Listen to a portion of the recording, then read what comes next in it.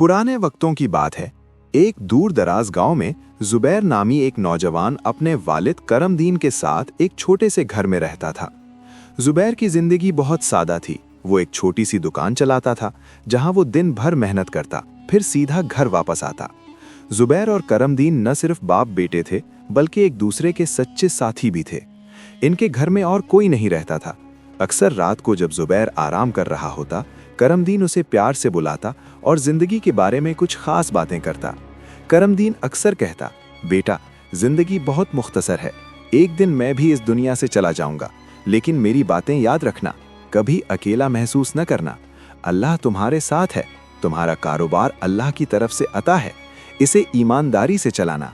याद रखो, दुकान सिर्फ रोजी का जरिया है, असल कामयाबी अल्लाह की रजा में है। हमेशा सच बोलना, ईमानदारी अपनाना, किसी का हक मत मारना, हर चीज की पूरी कीमत लो, और अगर कैदियों या मजबूरों से वास्ता पड़े तो उनके साथ नरमी से पेश आना। यकीन रखो, अल्लाह तुम्हारी मदद करेगा। जुबैर अपने वालिद की बातों को दिल से सुनता और उन्हें अपनी जिंदगी का असूल बना लेता। एक रात करमदीन ने जुबैर से कहा, बेटा, एक दिन ऐसा जरूर आएगा जब तुम्हें लोगों की मदद की सख्त जरूरत पड़ेगी और मैं यहाँ नहीं रहूंगा। जुबैर ये सुनकर घबरा गया। वो फौरन बोला, बाबा, अल्लाह न करे कि ऐसा हो। आप मुझे छोड़कर न जाएं। अगर आप साथ ना हो तो मैं क्या करूंगा। करमदीन ने प्यार से जुबैर का हाथ थामा, नरमी से मुस्कुराया और कहा, बेटा, यही तो मैं तुम्हें समझाना चाहता हूँ।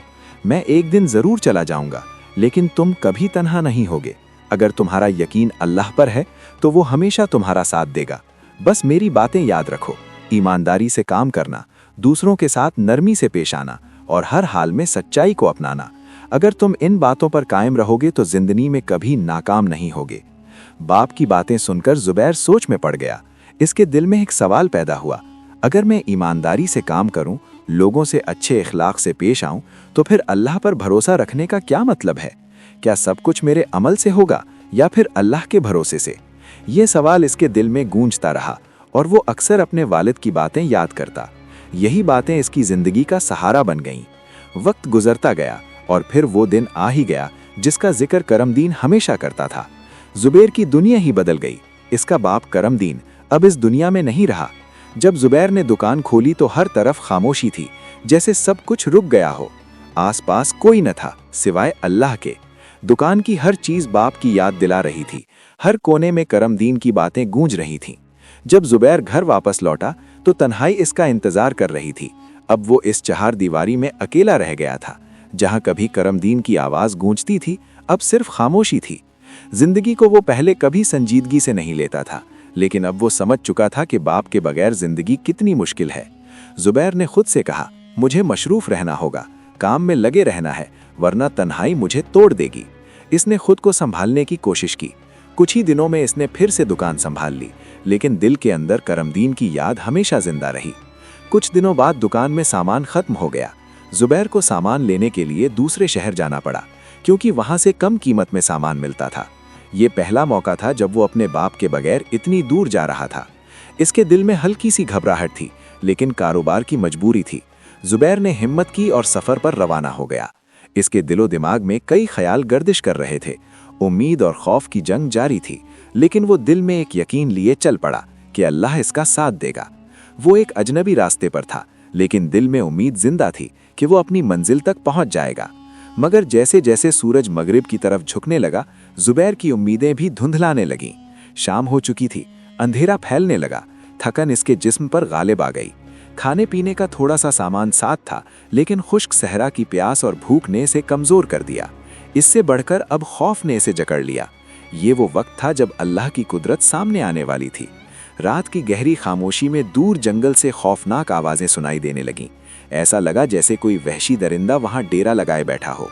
जुबैर का घोड़ा भी बेचैन हो गया और इसके कदम डगमगाने लगे।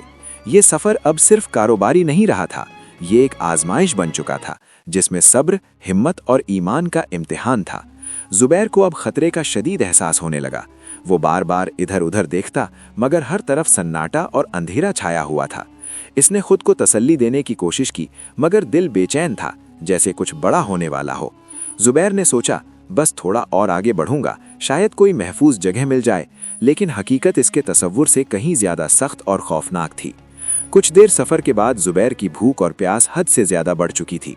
अब वो थककर चूर चूर हो चुका था, दिमाग उलझ गया और दिल में खौफ बैठ गया। उसने सोचा, शायद यही मेरी मौत है। वो जगह न आराम के काबिल थी, न वहां पानी था, न खाने को कुछ। भूख शायद बर्दाश्त हो जाती, लेकिन प्यास ने इसे तोड़ दिया था। जुबैर ने घोड़े को तेजी से आगे बढ़ाने की कोशिश की, मगर कुछ फासले पर जाकर घोड़ा रुक गया। अंधेरे और खौफ की शिद्दत ने सफर को नामुमकिन बना दिया था। मायूस होकर जुबैर जमीन पर लेट गया, मगर प्यास के बायस नींद आंखों से बहुत दूर थी। उसी लम्हे इसे अपने वालिद की बात याद आई। बेटा, अल्लाह पर भरोसा रखो, वो तुम्हें वहां से निकालेगा जहां तुम्हें कोई नजर भी नहीं आएगा। जुबैर के लब दुआ से भीग गए।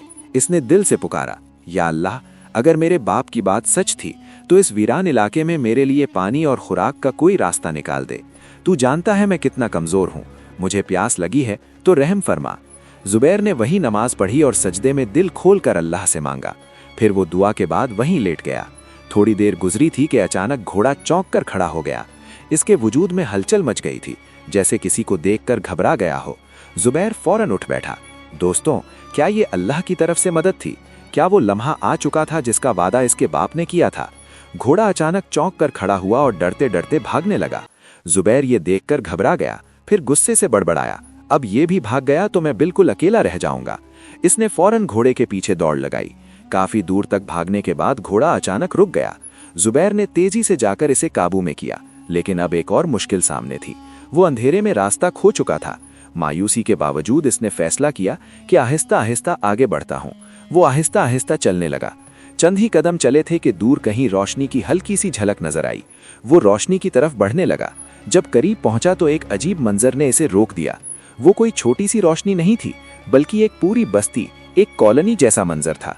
बेशुमार घर नजर आ रहे थे। जुबैर का दिल मुतमईन हुआ, इतने सारे घर हैं, किसी एक में तो पनाह जरूर मिलेगी। वो घोड़े से उतरा और एक घर के दरवाजे पर पहुंचा, लेकिन दरवाजे पर ताला लगा था। फिर वो दूसरे घर की तरफ बढ़ा, लेकिन वो भी बंद। तीसरे की तरफ गया, वो भी बंद। जुबैर हैरान रह गया, ये कैसे मुमकिन है? इतने सारे घर और सबके सब वीरान। बस्ती में ना कोई रोशनी की हरकत थी, ना कोई आवाज और न ही कोई इंसान। सन्नाटा जैसे पूरे गांव पर छा गया हो। एक अजीब सा खौफ इसके अंदर फैलने लगा, लेकिन जुबैर ने हिम्मत न हारी। इसने दिल को संभाला और आगे बढ़ने का फैसला किया। जुबैर रोशनी की तरफ बढ़ता रहा। ये रोशनी एक घर से आ रही थी। वो करीब पहुंचा और आहिस्ता से दरवाजे पर दस्तक दी। चंद लम्हे बाद अंदर से एक भारी आवाज आई, रात के इस पहर कौन है? क्या चाहिए तुम्हें? जुबैर ने अदब से जवाब दिया, मैं एक मुसाफिर हूँ, दमिश्क से आया हूँ और रास्ता भटक गया हूँ।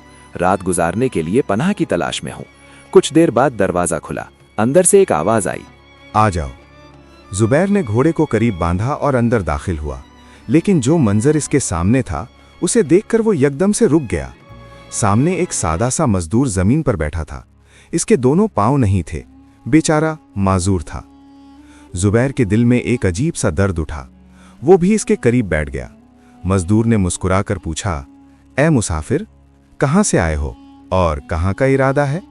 जुबैर ने सारी कहानी सुना दी। बाप की नसीहतें, सफ़र की मुश्किलात, वीरान बस्ती और रास्ते की भटक।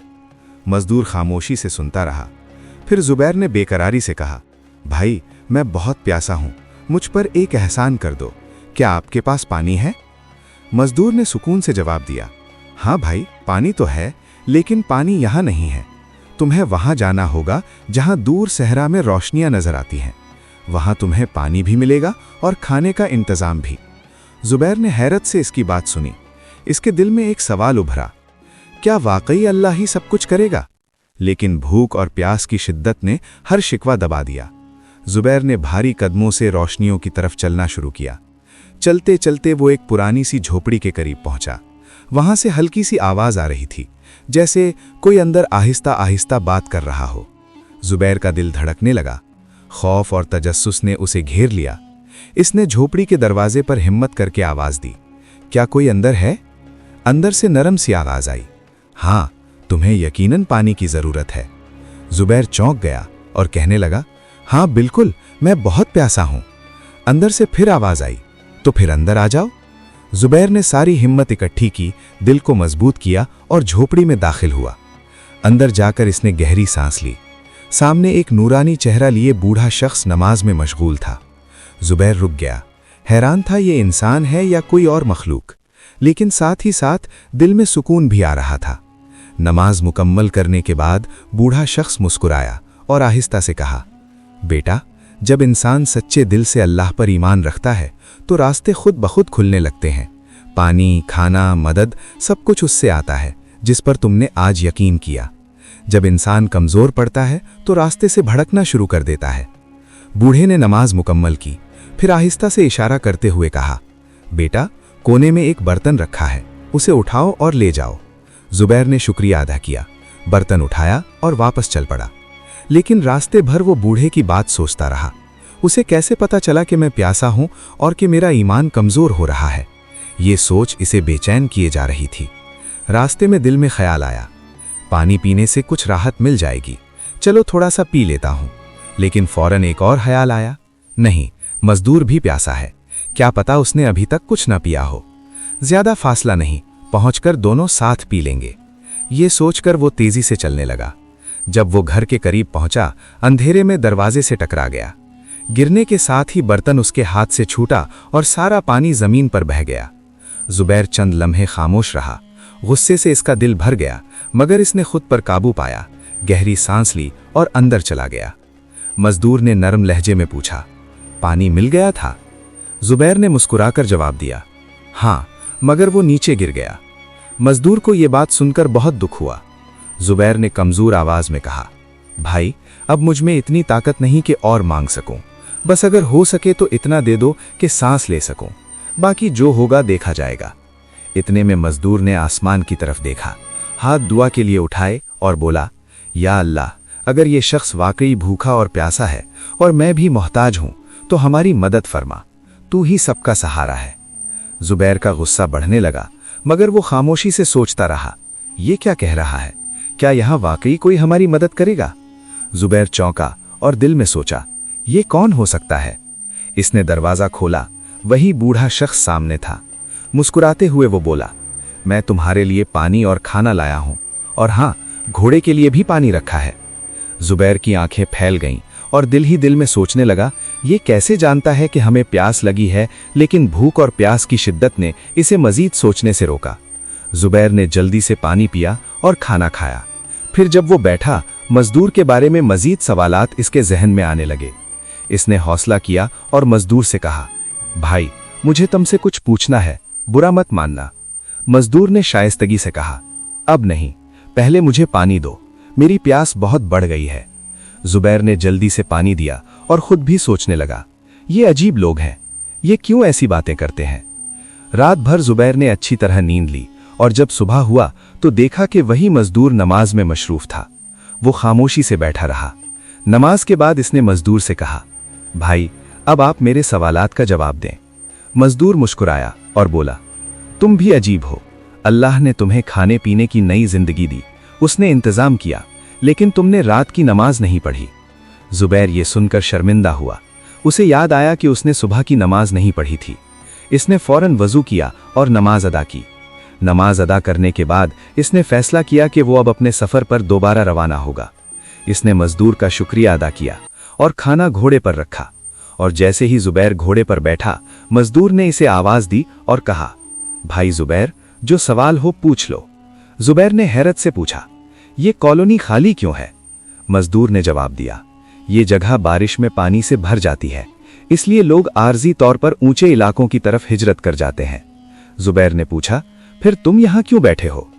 मजदूर ने कहा, मैं नहीं जा सकता, मैं इस जगह को छोड़ना नहीं चाहता। जुबैर ने पूछा, और वो बूढ़ा कौन है? मजदूर ने मुस्कुरा कर कहा, वो अल्लाह का नेक बंदा है, सारी रात इबादत करता है। जुबैर ने आखिरी सवाल पूछा, आप इतने पूरे एतमाद क्यों हैं? मजदूर हंसते हुए बोला, जब खाने का इंतजाम करने वाला खुद मेरा अल्लाह है तो फिर फिक्र कैसी? ये तुम्हारी पहली रात थी, लेकिन मैं यहां 1 साल से हूं। अल्लाह हर वक्त इंतजामात करता है। हर दिन रिस्क आया, हर रात छत मिली। जिसने एक दिन अकेला नहीं छोड़ा, वो आज भी अकेला नहीं छोड़ेगा। यकीन न हो तो मेरे दिल से पूछ लो। कल रात खाने में देर हो गई थी, लेकिन ये अल्लाह का इंतजाम था। अल्लाह ने मुझे तुम्हारे जरिए बचाया। ये जो घोड़ा डर गया था, वो कोई मुसीबत नहीं थी, बल्कि एक नेमत थी। तुम्हें यही रात गुजारनी पड़ी, इसलिए कि अल्लाह ने तुम्हें बचाया, उसी ने ही तुम्हारा रास्ता बनाया है। ख्वाह वो सहरा हो या कोई और जगह। तुम्हें अपने बाप की बातें याद आएंगी जो कहा करता था कि मुश्किलात से सिर्फ अल्लाह ही बचा सकता है। अल्लाह पर इल्जाम नहीं लगाया जाता। मसला तब हल होता है जब दिल में यकीन हो। शख्स सिर्फ देर करता है और यकीन रास्ते खोलता है। जुबैर का यकीन इस वाक़ये के बाद और भी मजबूत हो गया।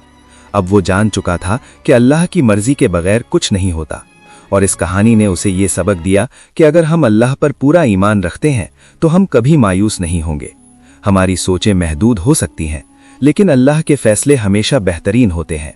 हर आजमाइश अल्लाह की तरफ से एक हिकमत के तहत आती है। ये या तो हमारे गुनाहों का कफ़ारा बनती है या हमें सीधा रास्ता दिखाती है। लिहाजा सब्र करो, अल्लाह सुनेगा और तुम्हारी मदद करेगा। दोस्तों, अगर आपको ये कहानी पसंद आई तो हमारा चैनल पुरानी कहानियों से भरा हुआ है। सब्सक्राइब करें, घंटी के बटन को दबाएं और वीडियो को लाइक और शेयर करना न भूलें। आपकी कोशिश के लिए शुक्रिया। हसन अल बसरी कुरान एकेडमी के साथ कुरान सीखें। हम दुनिया भर में स्काइप, जूम और व्हाट्सएप के जरिए कुरान की तालीम देते हैं। हम मुब्तदियों के लिए कुरान तजवीद के साथ किरत कोर्स, कुरान तर्जुमा, कुरान हिफ्ज और तफसीर के कोर्सेज पेश करते हैं। काबिल और तरबियत याफ्ता फीमेल और मेल असातिज़ा के साथ कुरान सीखें। हमारे साथ शामिल होने के लिए जल्दी करें। हमारी वेबसाइट विजिट करें hasanalbasriquranacademy.com। WhatsApp number 030639703776।